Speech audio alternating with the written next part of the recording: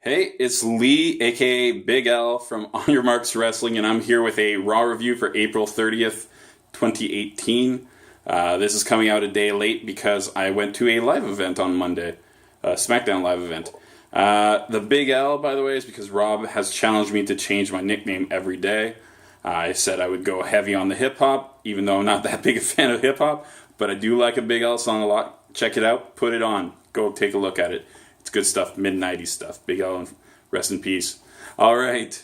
So this show is out of Montreal. Montreal's always got loud crowds that hate the WWE, essentially. They hate the authority, right? But like real life.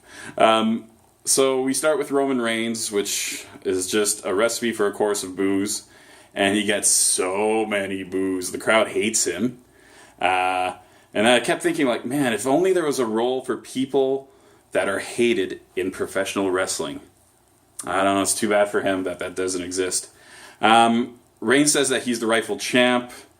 There's a bunch of boos. He says that his feet landed first, but even though Brock's back landed first, and the ref apparently tweeted something about making a mistake. I don't know how you can sell that mistake. Whatever, they go for it. Samoa Joe interrupts. Get ready for some interruptions. Samoa Joe interrupts as on the video screen, and he says that he predicted this, said that Roman Reigns was going to fail. Then Jinder Mahal comes out, and he says that he can't stand people who make excuses. And then he says that Jeff Hardy cheated during their match at the Greatest Royal Rumble. He also says that Roman will lose to Samoa Joe, and he will lose to Jinder tonight. Sami Zayn comes out to a very big ovation initially, and he says he wasn't able to go to the Greatest Royal Rumble due to vertigo from a really long vertical suplex from Lashley. In actuality, I believe it was like a political thing because he's Syrian going to Saudi Arabia. Some issues there. Sami says that he feels better and he will be able to take on Roman Reigns. Kevin Owens' music hits to a loud ovation as well. I would say the initial ovation for Owens was actually more quiet than Zayn's, but he speaks more French than Zayn does, and the crowd kind of goes nuts. They do a "we" chant, which is basically yes, but in French. Then Owens proposes a popularity contest for who's going to face Reigns, and it starts with Sami, who's very popular. Then it goes Jinder Mahal, not very popular, and then he does himself, and he's by far the most popular one. And then he kind of stands in front of Reigns, and Reigns punches him in the face. All the heels in the ring attack Reigns, including Sunil Singh, I should say. Bobby Lashley comes out for the save, but they're still kind of outnumbered, so he gets beaten up. Then Braun Strowman comes out. I don't know why he's aligned with Reigns. I get why he's aligned with Lashley because they've been aligned for a while, but man, they're doing everything to make Reigns a good guy. They just do not want to flip him. So Strowman comes out. He kind of clears the ring, and then he throws, I believe it's Sunil Singh. I kind of blinked at the time. Throws Sunil Singh into the other guys. Elias comes out to do his thing after a commercial, I believe, and the crowd is actually really liking him, and when he says silence yourselves and they go all quiet, he says, "This sucks if you listen to me," or something like that. I thought it was pretty clever. He sings the song, and then it's interrupted by Bobby Roode's music. They have their match. The kind of turning point of the match is Roode's throat being kind of draped across the top rope at one point. Breathing becomes like a storyline. Elias lands a body slam throw, so instead of just like placing him down, he threw him forward. It was weird. He also drops down on the Glorious DDT, and then he eventually, so he kind of manages to get out of it that way. Eventually, he runs Roode into the ring post, the corner, chest first, so basically collarbone first, throat first, whatever. And then Roode can't get back into the ring, and they get some EMTs out. And while he's being attended to, Elias picks up a mic and announces himself as the winner of the match, just to show the cocky heel type of thing. Yeah, it was fine. It was perfect. Charlie Caruso's in the back. She interviews two French jobbers who say that they, in French, that they're proud to be there, and they had asked to face AOP in a match, and everybody's going like, why would you do that? So then, yeah, you get Authors of Pain versus Jean-Paul and Francois, because they couldn't have other names than that. And it's basically exactly what you would think. It's a Super Collider and a last chapter, and that's the end of the match. And then the Authors of Pain cut a very shouty promo, but I can't see them cutting any other kind of promo, so that's fine. Rollins comes out to cut a promo. The crowd loves him. Everything is positive with this. They then kind of use I don't know, I was kind of disappointed, because Rollins is saying stuff like, I'm happy, this is worth the travel, all this stuff. But then he uses this opportunity to say, like, I don't want to be the champion that Brock Lesnar is. He's never here. And then he goes, and we all know that Roman won the match at Greatest Royal Rumble. And then you're like, okay, so this guy who the crowd loved, all of a sudden is getting boos. Why would you do that? It's dumb. Balor's music comes on. They agree to have a match tonight. The Miz's music hits. The Miz Tourage come out, so it's not the Miz, it's just the Miz Tourage. And they ask Rollins and Balor to team up. They have shirts with pictures of all four of them on it. They're like scotch taped on. It's kind of funny. And they count 4 people, and they say they could be the 4 horsemen. Rollins gives them a hard no, and Axel's head kind of droops straight down, and Bo tries to pick up his chin, and then he goes back down. He does it twice. He's like, keep your head up, man. I thought it was really like decent comedy. At the end of that, both the Miztourage members attack Rollins and Balor, but they manage to dispatch of them. At the very end of this, Balor actually switchblades Seth Rollins. So just kind of, I don't know if they're teasing anything with him, but he's just showing that he has a little bit of an edge. Charlie Caruso's backstage again. She interviews Sasha Banks, who says that Bayley will not be in her corner. They're not kind of getting along right now. So we have a match between Ruby Riott and Sasha Banks. Of course, the Riott Squad is there with her. I thought this was a very sound, technical match. Surprisingly little interference early on in the match. Banks lands a bunch of double knees, meteoras, she calls them. Riott lands a really cool backward senton, which is basically like a cannonball. But it looked great from the second rope. Gets a near fall out of it.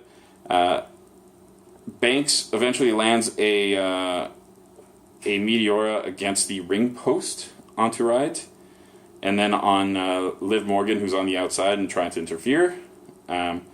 She tries to get a bank statement on Riott, but Sarah Logan creates a distraction, and Liv Morgan yanks Riott out of it. Then Banks goes to the top rope, and Logan interferes enough for Riott to hit her with a forearm, and then Riott hits her, is it called a Riott kick? I think it's a Riott kick, on Sasha Banks, who's on the top rope, and Sasha Banks kind of falls to the ring, and Riott gets the pin, so it's a surprise win, I would say. There wasn't a post-match beatdown, which I thought was going to be the reason they would do this, to show that Bayley's not coming out. But it was fine. Then we get treated to a PSA by Alexa Bliss, and I don't know why. The last one was okay, but I thought this one was really good. So she says that Nia bullied her at Disneyland. She kept on asking the ride operators if Alexa was tall enough to ride the rides. She forced Alexa to order from the kids menu, and then she just kept laughing at her. Alexa really sold this thing. I thought it was actually really good. And it wasn't as bad as the other one for like how overtly, I don't know, how much she was bullying Nia Jackson. Renee is with Titus backstage, who admits that he just fell. At first he's saying like, yeah, I planned this. He's like, actually, no, I just fell. And he says, but getting back up is the most important thing. And then Corbin says, it would have been more inspiring had you just not fallen in the first place, which is kind of a little bit true and funny. Then you have a Matt Hardy promo where he says that he and Bray have been around forever. And you see them in all these famous photos. You see them photoshopped into them. And then Bray comes in and talks about the darkness, and they both say, you need to run, kind of deal. So it feels like Bray is almost not all completely succumbed to Matt's powers or whatever the hell they're trying to say. So then we get the match between Sami Zayn, Kevin Owens, and Jinder Mahal versus Lashley, Strowman, and Reigns. I like that Singh sells his neck still hurting from the Strowman throw in the first beatdown during his intro of Jinder. Roman dominates early because he's Roman Reigns, and that's what they want to do. Lashley is going for the vertical suplex on Sami Owens when he gets kind of kicked by Kevin Owens. And then that kind of starts a series of time where Lashley's actually down. Owens hits a really nice kind of Vader bomb elbow-ish thing. It looked really cool from the second rope. Then Strowman gets tagged in, clotheslines Mahal, goes to the outside, and runs through Owens and Zayn as he did in the past week. There's a bunch of finishers or kind of setup moves that are landed. Owens eventually lands a super kick on Strowman, who falls into the corner. Owens is going for the cannonball, but Strowman just kind of pops up very quickly and chokes him and converts that into a powerbomb, and he gets the win that way. I thought it was a cool finish. I thought there was a lot of good elements to this match. It wasn't perfect, but it was all right. Then Corbin comes out, says a wise man said, to make money you can't be funny, or don't be funny, something like that. Says Titus O'Neil has made a career of playing a fool. And he says that No Way Jose does the same thing. Says he's going to put an end to that. No Way Jose comes out for his match against Baron Corbin. At one point, Corbin throws Jose into the ring post, which kind of dispatches of Jose for long enough for Titus's music to come on. So Titus Worldwide come out. And Titus is faking that he's going to run to the ring. Apollo is drying the area where Titus tripped last time so that he doesn't fall again. Titus runs down. They kind of slow him down, and then he just kind of walks carefully over the end of the ramp. I thought that was all kind of funny. Then he gets up on the ring apron to challenge Corbin, and then he slips, clearly intentionally, which distracts Corbin, makes him laugh, and Corbin gets rolled up by No Way Jose, who's recovered by then. So Jose gets the win. Corbin gets distracted. He's angry. You set up a couple potential matches. It was good. It was okay. It was fine. I thought the Titus comedy spots were good. They're really going to get a lot out of that thing. The T-shirts, too. Natalya with Ronda Rousey in her corner versus Mickie James with Alexa Bliss in her corner is next. I wrote that most of the match is forgettable. At one point, Natty tries to put on sharpshooter, but Bliss distracts her just by getting up on the mat. I don't know why that would stop you from finishing the move. You could just do it while looking at her, but whatever. Rousey ends up chasing Alexa around the ring. They're running very fast for this. I thought it was pretty dramatic. Meanwhile, Natty manages to get the roll-up win. So Bliss is going up the ramp because she's run away from Ronda Rousey. And then Nia Jax's music comes on, so Bliss runs back towards the ring but jumps into the crowd and leaves that way. Nia walks into the ring. You don't know what she's going to do, but she just raises the hand of Natty and Ronda Rousey.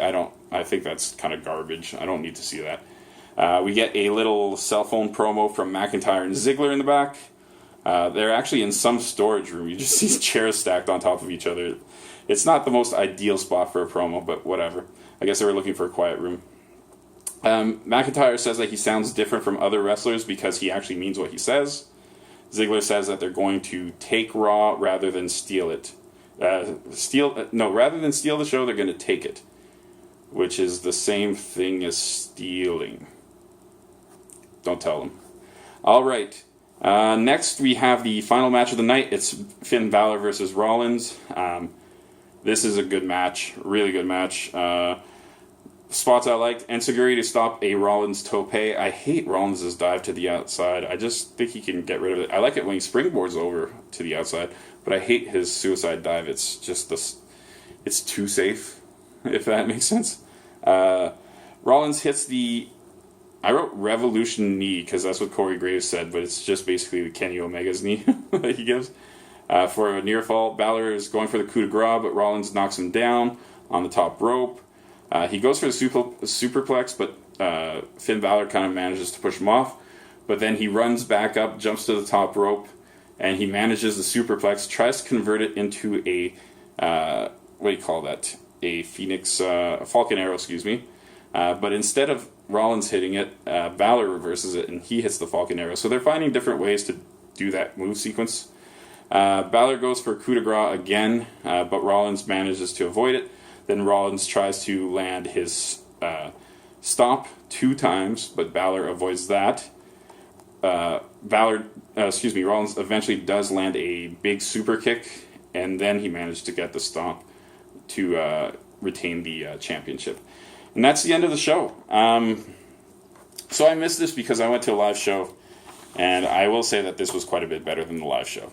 The live show was a house show. You don't expect as much out of it. I still enjoyed myself. It was the first time in like 7 years I went to see WWE live, and that time 7 years ago was the first time in like 10 years. So it's only been my second time in 17 years or something like that.